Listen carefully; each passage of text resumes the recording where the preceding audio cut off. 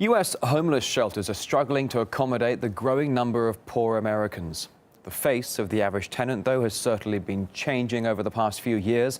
And sometimes even a full-time job doesn't mean that you can afford a place to live. RT's Marina Portnaya filed the story. The working poor have become among America's fastest-growing demographic. Charmaine works full-time as a telephone data collector. I make about $250 a week, depending on the hours that I work. On many days, the 38-year-old eats a free dinner at the New York City Rescue Mission before heading to the place she's called home for the past 5 years. I come here to eat at the mission, then jump on the train, get back to the shelter for curfew at 8 o'clock. If you don't make it back to the shelter at 8 o'clock, they've already packed up your clothes. A record high of 50,000 people currently occupy New York City's shelters. Of those living in them, city figures show 28% of families and 16% of adults are employed. The jobs are not paying you what they should be paying you, first of all. And the prices are just up on everything. You know, it's just not affordable at all. In 2011, 46% of New Yorkers were considered either poor or almost poor. The income gap in America's richest city is comparable to those of some sub-Saharan African countries.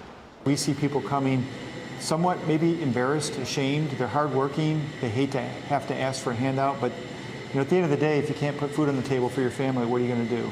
In an effort to have supply meet demand, the New York City Rescue Mission recently began renovations to expand its space from 3 floors to 6.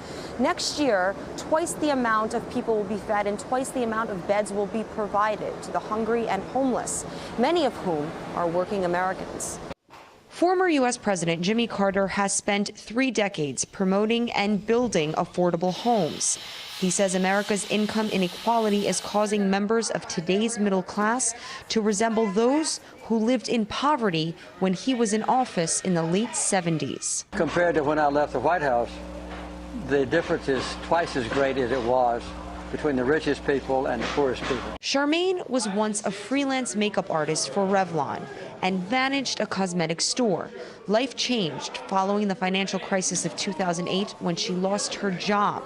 So when she hears today U.S. officials brag about an economic recovery, They're saying it, but they don't really take a look at it because it's not true. I see more people struggling out here, and they're working, and they're on welfare, and they still can't make it. leaving millions struggling to find opportunity in the land that always promised it.